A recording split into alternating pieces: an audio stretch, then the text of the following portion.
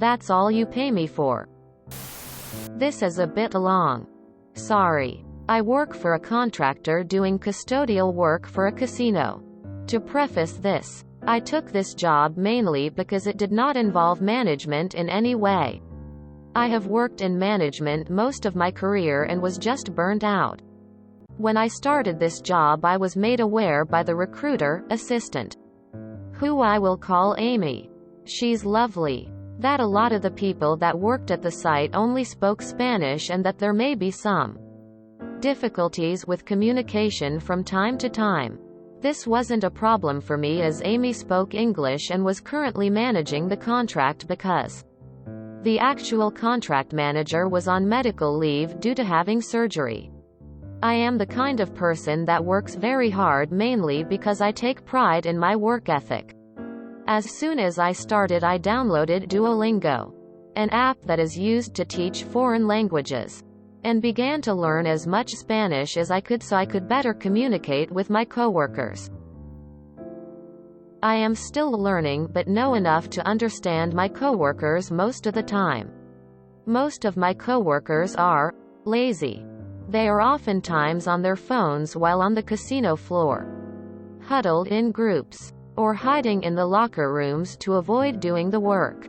I, on the other hand, have regularly gotten compliments from the company we are in a contract with about my work ethic. So much so that the president himself has sent emails to my company to show his gratitude for me hard work, as well as giving me some free merchandise with the company's logo. Here's where the story gets more interesting. We are ridiculously short-staffed. On a regular shift, we are supposed to have 10 custodians working, cleaning the machines, the bathrooms, keeping trash off the casino floors, taking out trash, mopping the bar and restaurant, restocking all the supplies, etc. Oftentimes we will have 5 people on a shift or less. And with my coworkers being fairly lazy, that means a lot of stuff doesn't get done. I am regularly doing most of the shift's workload by myself, as well as picking up the slack for the other shifts because they too are extremely short-staffed. The actual contract manager finally comes back from medical leave about 3 months into me working there. We will call her Sally. At first, me and Sally get along great. She thanks me for my work ethic and for everything I have been doing. All of that changes when I asked for 3 days off. We had been working mandatory overtime, and up until then I was there for nearly 60 hours every week, because we were short-staffed. Initially, Sally agrees to my time off request. I filled out the paperwork and made copies for myself just in case. Managerial background. A week before the days I requested come up and she puts out the schedule and my time off wasn't applied. I approach Sally and ask her why, and she says that someone else put in for time off. This other person is the laziest of all of my coworkers and regularly acts as a supervisor because she's worked there the longest and is the only person that can understand a little bit of English. I tell Sally that I think this is extremely unfair considering that I put in my time off request over 2 months ago and had made sure that no one else had asked for the same days beforehand. Sally explains that she doesn't have any paperwork to prove that, so I give her my copy which I had placed in my work bag. This is when Sally decides to show her true colors. Do you want to do my job? Do you think you can manage this case better than I can? No? I don't pay you to come in here and argue with me. You aren't a manager. You aren't a supervisor. You are a janitor. That's it. That's all I pay you for. I keep what Sally said in mind and just keep my head down at work for a few months after this. At this point of my employment, Sally is getting in trouble by the higher-ups for the lack of employees and retention that is occurring at our site, as well as the company we work for not satisfied with her performance managing everyone. It's not really a secret as we have regional and district management coming in frequently to try and help get people hired and play peacekeepers between Sally and the casino CEO. Finally, we are getting new people hired on thanks to a temp agency that was contracted in to help. A lot of the new hires only speak English. The others only speak Spanish. Other than the lazy coworker who is now on a vacation. 3 weeks. The only person that can understand both English and Spanish is me. The morning the new hires arrive, everyone is gathered in the office, including Sally's boss. They go through orientation, only speaking English, for the new hires and begin to give everyone their assignments. This is when Sally comes up to me, J. Sacra Art. I need you to train the new hires today and make sure everyone else is doing what they are supposed to be doing. Me. Does this mean that I'm being made a supervisor?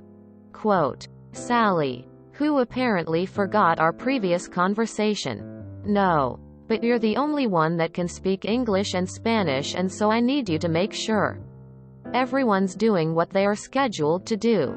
Me. With a blank expression, I'm sorry, Sally, but I can't do that. I'm not a manager. I'm not a supervisor. And I'm not a translator. I'm a janitor. That's all you pay me for. Remember? Quote. Sally at this point is trembling with rage and starts screaming at me about doing what I am told to do and dropping my attitude, etc. I looked her dead in the eye. With her supervisor, whom she forgot was behind her, and pulled my resignation out of my bag, handed it to her and walked out, knowing full well that now they were going to have a lot more issues because their best worker quit. And there was no one that could effectively communicate between the workers and the company we were contracted with. Skip forward to the next week and I get a phone call from Mr. Regional Manager. Hello. J. Sacra Art. This is Mr. Sonzo. I wanted to formally apologize for the behavior of our former employee, Ms. Sally. She has been relieved of her position and we would like you to come back to work with us in a supervisory position.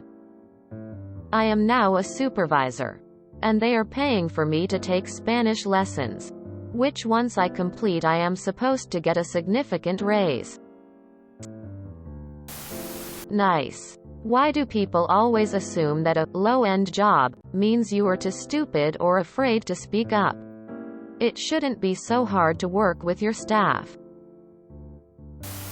You tried to get out of management, but it pulled you back in. Print this story out, roll it up, and inject it directly into my veins. It's so good. I love the fact Sally dug her own grave with the supervisor right behind her.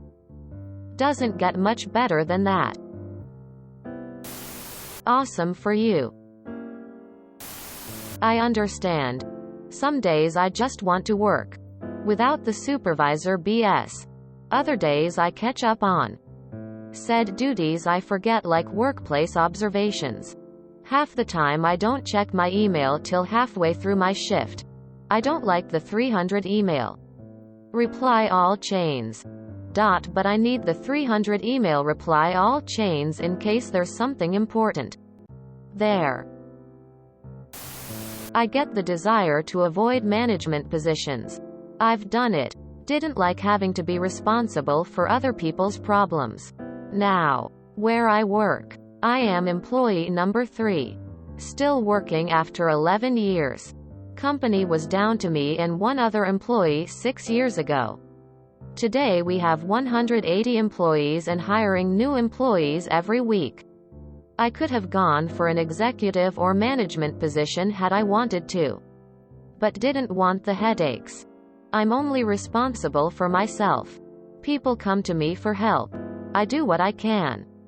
Everyone is happy. Well played. Poor Sally. So mortified of having her tiny little fiefdom threatened that she has to try and intimidate the serf's employees, but managed to shitcan herself instead. Once I complete, I am supposed to get a significant raise. You probably already know, but get that in writing. It's the Dunning-Kruger effect mostly. The stupid ones are mostly in management or supervisor positions. Only one question. How many threatening notifications did you get from Duolingo? Excellent work op and the old cover your ass. CYA. Email trick. I say trick. But anyone even 25% competent knows that one. My work have me on a development plan, and every year around this time. Supervisor. So where do you see yourself in 5 years? Beelzebub's cousin 19. Quote. Every year. Same response. Sigh. Not working as a supervisor or manager. I have done management. I've managed bouncers, social workers, youth workers and construction workers in the past. I'm too old for that shit. I tend to cut to the chase now, and some people can't handle that. Leave me alone. I will help my colleagues and will happily mentor them. I'm about 25 years older than 75% of my colleagues, and they ask my advice on a regular basis.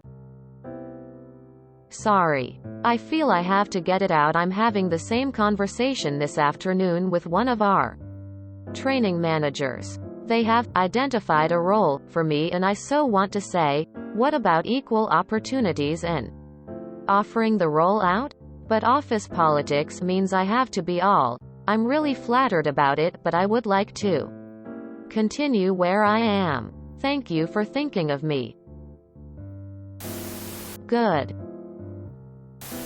If you enjoyed this video, please check out our playlists full of similar content. Epic Haircast is like doom scrolling for your ears. Please like, share, and subscribe.